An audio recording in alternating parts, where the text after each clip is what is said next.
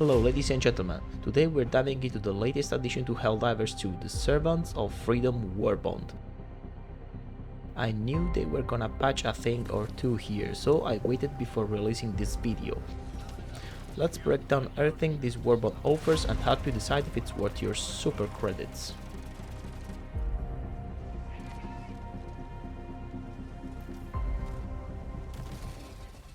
So let's start with the patch victim, the last 17 double-edged Sickle. Its basic stats are damage 55 upgradable to 70 at higher heat, fire limit of 15, a recoil of 2 and fire rate of 700. Let's also recap the new heat mechanics. From 0 to 25% heat, it takes 47 shots to reach the first 25% heat threshold. Below this level, the Sickle delivers 55 damage with a penetration of 2, and only mild fire damage is incurred, which is completely negated by fire-resistant armor. After about 100 shots, you hit the 50% hit mark. Here the weapon starts to deal increased fire damage to the wielder and penetration increases to 3, while damage remains at 55. Fire-resistant armor still negates this damage. Approaching around 170 shots, you near the 91% threshold. Below this point, the Sickle upgrades to 70 damage with a penetration still at 3, but you receive heavy fire damage, which is mostly negated by fire-resistant armor. Beyond 91% heat, the weapon reaches a penetration of 4 at 70 damage, with even more severe fire damage and the added fire status effect.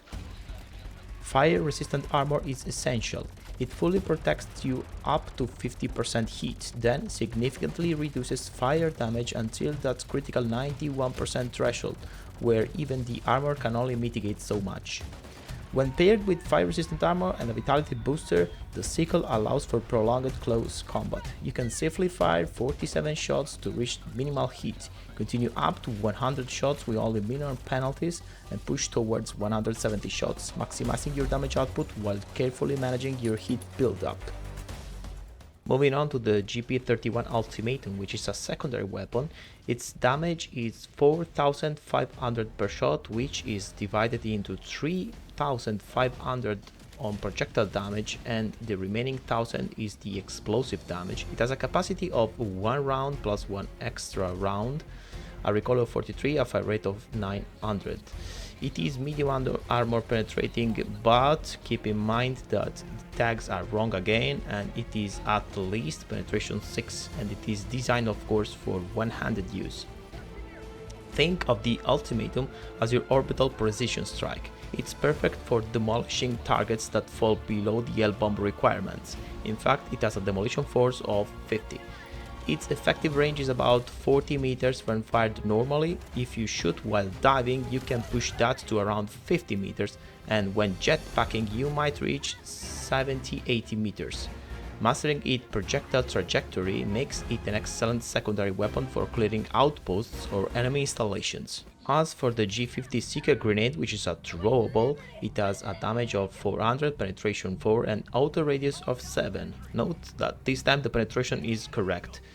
The Seeker is best deployed from behind cover. Once thrown, it flies over obstacles and homes in on enemies you ping. It isn't designed to close bug holes, outposts or fabricators, but it excels at backshotting hulks.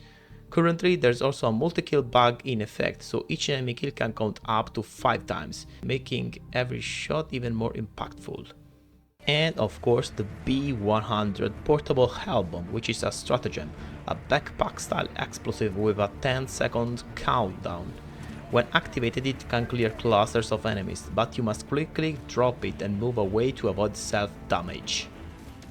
The Warbond isn't just about raw firepower, it also introduces themed armor and cosmetic items, like for example the EE3 Martyr armor and the EE12 Right Use armor.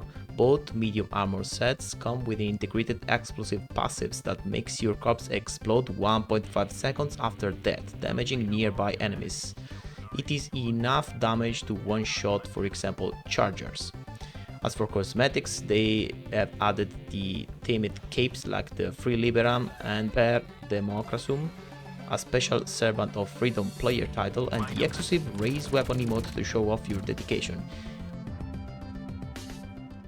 Alright, Here's the lowdown in my own words.